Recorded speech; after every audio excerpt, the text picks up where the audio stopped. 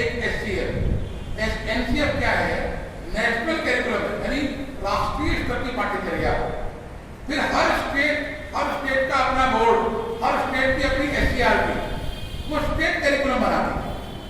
उत्तर प्रदेश एक स्टेट है, इसका अपना SCRT है। तो इसमें 75 से 80% जो केंद्र के द्वारा बनाया हुआ पाठ्यचर्या होगी उसको रखना मैंडेटरी होगा। वो चाहे केरल का बोर्ड हो, चाहे वो केरल में साम्यवादियों की सरकार है या ममता बनर्जी की बंगाल में सरकार है, ये ऐच्छिक नहीं है किसी के लिए, ये मैंडेटरी है। कोई उसके पास दूसरा विकल्प ही नहीं है, वो करना ही है सबको। तो 75 से 80% केंद्र का पाठ्यक्रम देना पड़ेगा और से 20 से 25% को उस राज्य का अपना पाठ्यक्रम समाहित किया जाएगा। परंतु उस समायोजन में भी कंडीशन यही है, ये नीति वो भारत केंद्रित वाला, उसके विपरीत आप कुछ नहीं कर सकते उसकी 20% में। तो पाठ्यचर्याएं बनेगी। अगले अप्रैल 2023 तक स्टेट करिकुलम फ्रेमवर्क बन जाएगा और 1 अप्रैल 2023 से NCERT की पहली, तीसरी, छठी और 9वीं की जो मैंने कहा वो किताबें आ जाएंगी। उसके आधार पर हर स्टेट अपनी किताबें बनाएगी। कुल मिलाकर के 2030 तक हायर एजुकेशन तक, यानी जो PCCE का काम, शिशु वाटिका की पहली पुस्तक के साथ जो 1 अप्रैल 2023 से शुरू हो गया, वो 1 अप्रैल 2030 तक आते आते शिशु वाटिका से लेकर के और प्रोफेशनल एजुकेशन की एकदम हाईएस्ट मार्च तक ये पूरे का पूरा क्रियान्वयन हो चुका होगा। ये इसकी टाइमलाइन है। ये अध्याय 27 में इसमें डिटेल दिया गया। प्रोफेशनल ग्रोथ ऑफ टीचर्स के बारे में क्या है? प्रोफेशनल टीचर्स ग्रोथ के बारे में 21वीं सदी के आचार्य या शिक्षक के बारे में क्या है? 21वीं सदी के आचार्य की कुछ स्किल्स की चर्चा है, वो आगे अपने यहाँ पूरा विषय है, उस विषय में उसकी चर्चा है। बात है पूरा विषय है, 1-1.5 घंटे का पूरा विषय ही है। 21st सेंचुरी स्किलिंग, उसको लेकर के पूरा एक विषय है।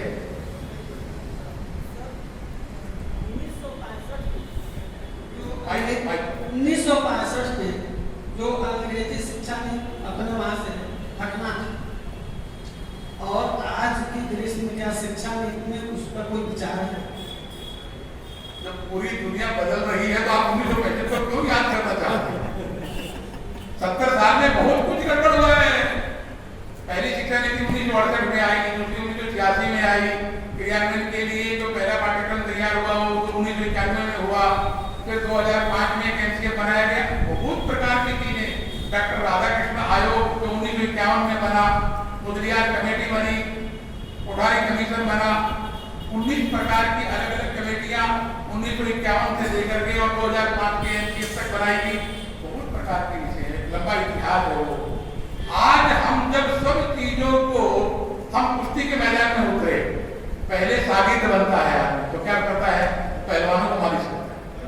यही शुरू होता है ना कि पहले दिन ही पहलवान हो जाता है, तो साबित होता है, फिर वो पहलवान बनता है। जब वो दाव पेच सीख जाता है तो कुश्ती लड़ना शुरू करता है, फिर वो धीरे धीरे उस्ताद हो जाता है, यानी चेले बना करके सिखाना शुरू करता है और बाद में वो खलीफा हो जाता है। फिर मैदान में नहीं आता, वो बाहर बैठ करके लोगों को बताता है, टांग खींच ले, एक गर्दन पर ऐसी मुंडी लगा, ये कर, वो कर, वो ज्ञान बताता है। इन सभी स्टेजेस से बाहर आ गए हैं हम और एक नए भारत की कल्पना को लेकर के चल रहे हैं। तो कौन दुनिया की बातों के बारे में अपना माथा खराब करना है? बहुत चीजें गड़बड़ हुई हैं, उसके बारे में अंधकार को क्यों धिक्कारें? अच्छा है। जी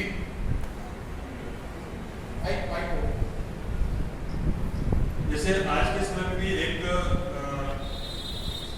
सिलेबस है, एक पाठ्यक्रम है, लेकिन उसके बाद भी छोटे कक्षाओं में अगर देखा जाए तो अलग अलग स्कूलों में अलग अलग पुस्तकें अपनाई होती है। कुछ जो गवर्नमेंट स्कूल है वो अपने तरीके की पुस्तक अपनाई करते हैं, कुछ जो सरकारी बात है। ऐसा है तो बस हो गया। पाठ्यक्रम की विविधता के कारण क्या आपका प्रश्न है? इतने डिटेल में जाने की आवश्यकता नहीं है, समझ में आ जाती बात। अब इस एजुकेशन पॉलिसी के लागू होने के बाद चाहे जिस बोर्ड के द्वारा, चाहे जिस स्कूल के द्वारा, चाहे जिस अध्यापक के द्वारा जो भी कुछ पढ़ाया जाएगा वो इसके अंतर्गत आएगा। उसके पास कोई च्वाइस दूसरी नहीं होगी। ये अनिवार्य हो गया है, मैंडेटरी हो गया है। और एक मजेदार बात है, इसमें अध्याय 24 में लिखा है 25 में, अगर आप इसको बदलना चाहते हैं, क्योंकि कई बार मन में लोकतंत्र देश है, 2024 में चुनाव आएगा, क्या मालूम क्या होगा, आगे अच्छा ही होगा, कोई चैलेंज देने वाला भी है नहीं, लेकिन फिर भी अगर कुछ चिंताजनक स्थिति ही हो गई तो क्या होगा, ये शिक्षा नीति चलेगी कि नहीं चलेगी, फिर मन में सवाल आ सकते हैं। तो जानते हैं क्या है, इस शिक्षा नीति के प्रावधान में ये वर्णन है कि इसमें अगर नीतिगत परिवर्तन करना है, अंडरलाइन करने का नीतिगत परिवर्तन, जैसे भारत केंद्रीय शिक्षा ये नीतिगत है, तो भारत केंद्रीय शिक्षा की बजाय आप कोई और केंद्रित करना चाहते हैं, ऐसे नीतिगत परिवर्तन करना है तो पार्लियामेंट के लोकसभा और राज्यसभा में 4/5 बहुमत चाहिए, जो आने वाले 50 साल में किसी पार्टी का नहीं बनेगा, ये पक्का है। 4/5 वोट तीन नहीं, 50% भी नहीं, सिंपल मेजोरिटी भी नहीं, 2/3 भी नहीं, 3/4 भी नहीं, 4/5 है, 4/5 वोट है, तो आगे वाले 50 साल में तो नहीं बने वाला। और 2030 तक, 2024 में तो आप आएंगे ही, पक्का ही है, और 2029 तक ये पूरा हो जाएगा। मतलब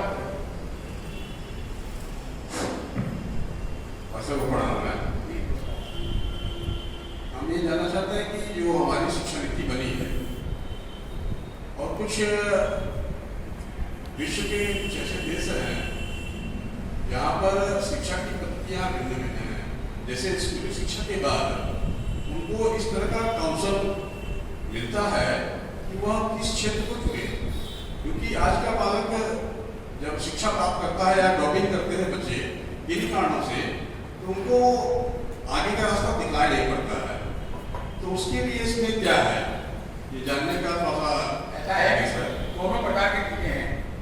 सामान्य रूप से जब दिशा की बात आती है तो अभी तक क्या था, जैसे मैं विज्ञान का विद्यार्थी रहा हूँ, मैं अपना उदाहरण बताऊँ, संघ करने से बचपन से क्योंकि घर में संघ था, इस नाते से मैं संस्कृत भी पढ़ना चाहता था विज्ञान के साथ, लेकिन जब मैं बीएससी कर रहा था नेहरू कॉलेज से, तो उस समय संस्कृत का कोई मेरे पास विकल्प नहीं था, क्योंकि कॉलेज में संस्कृत था ही नहीं। साइंस कॉलेज होने के कारण से वहां पर संस्कृत विषय पढ़ने की कोई संभावना नहीं थी। हमारे बाबा जी इतने नाराज मुझसे रहते थे कि क्या तुम क्रिश्चियन कॉलेज में चले गए हो, लेकिन साइंस की दृष्टि से भारत के प्रारंभिक तो 4-5 कॉलेज माने जाते हैं। आज भी Saint Xavier college of science जो कलकत्ता का है, वो आज भी भारत के जो 4-5 टॉप के कॉलेज माने जाते हैं साइंस के, उनमें से एक है, आज भी है। मैं जब पढ़ रहा था उसमें भी था, आज भी है। तो इस नाते से मुझे थी कि विज्ञान पढ़ना है तो ऐसे कॉलेज में पढ़ना, और तब कॉम्पिटिशन हुआ और उसमें हम लोग मार्क्स लिए वगैरह वगैरह, परंतु संघ की बैकग्राउंड होने के बावजूद में भी संस्कृत पढ़ने का मौका नहीं हुआ। प्रचारक बनने के बाद आप सब जो आचार्य हैं उनके साथ रह करके कुछ संस्कृत सीखिए। तो ये प्रॉब्लम थी। इस शिक्षा नीति में आप विद्यार्थी को विषय चुनने का पूरा अधिकार है। एक 6ठी क्लास से ही वोकेशनल एजुकेशन, जिसको स्किलिंग कहते हैं, 1657 ट्रेड ये चिन्हित किए गए स्किल डेवलपमेंट के। उन अलग अलग ट्रेडों को मैंडेटरी रूप से हर कॉलेज को, हर स्कूल को बढ़ाना होगा। तो केवल अब ये बात आएगी कि टीचर कहाँ मिलेंगे, क्योंकि हम लोग जो टीचर हैं, हम तो बर्तन बनाना नहीं जानते, तो हम कुंभकारी कैसे सिखाएंगे, मूर्ति बनाना नहीं जानते तो मूर्ति कला कैसे सिखाएंगे। तो इसमें अवसर दिया गया है कि समाज के ऐसे घटक जो इन कलाओं को जानते हैं, वो बीएड है, सीएड है, इससे कोई लेना देना नहीं होगा, हम उनको गेस्ट लेक्चरर के नाते से इनवाइट करेंगे। और हमारे टाइम टेबल में 6ठी क्लास के बच्चे को अगर मूर्ति क्लास सीखनी है तो गोरखपुर के विद्यालय के अंदर या आसपास में जो भी 2, 4, 5, 6 ऐसे मूर्ति कला वाले लोग होंगे, वो सप्ताह में 2 बार 3 बार जो हम टाइम टेबल बनाएंगे, उसमें उन विद्यार्थियों को मूर्ति कला सिखाने के लिए आएंगे। और वो बाकायदा हमारे द्वारा उनको पेमेंट तो होगा ही, पेमेंट के साथ साथ उसको सर्टिफिकेशन किया जाएगा। लगातार 3 वर्ष वो अगर इस काम में लगा रहा मूर्ति कला सिखाने में, तो वो सर्टिफाइड टीचर घोषित हो जाएगा, भले ही उसको अपना नाम लिखना नहीं आता। एक सेकंड, लेट मी फिनिश। ये उसको अवसर मिलेगा।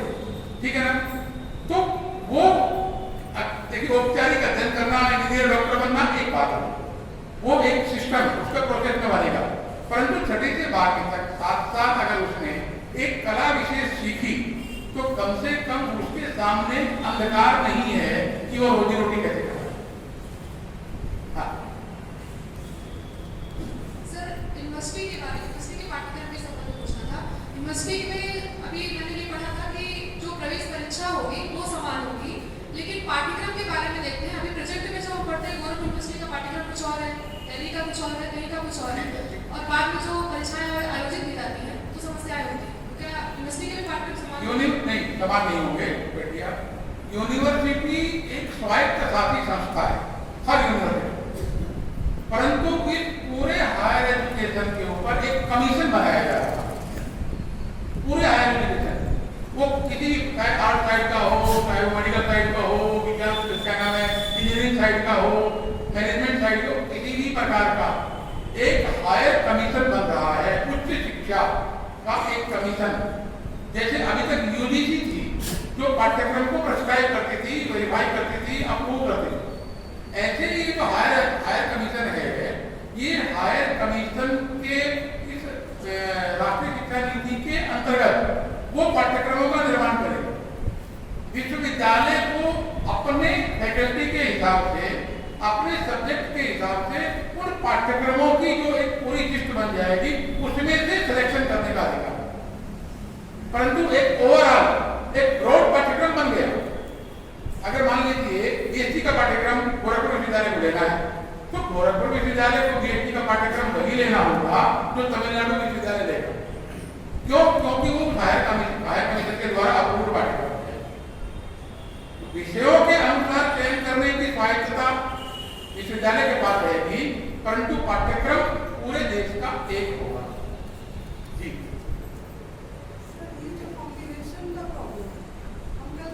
पढ़े हैं तो मेरा सब्जेक्ट बांग्ला था, संस्कृत था नहीं वहाँ, और हिंदी, और शादी यहाँ हो गई यूपी में तो हिंदी से में कर लिए, और यहाँ कॉम्बिनेशन नहीं, तो ये कॉम्बिनेशन की समस्या समाप्त हो जाएगी।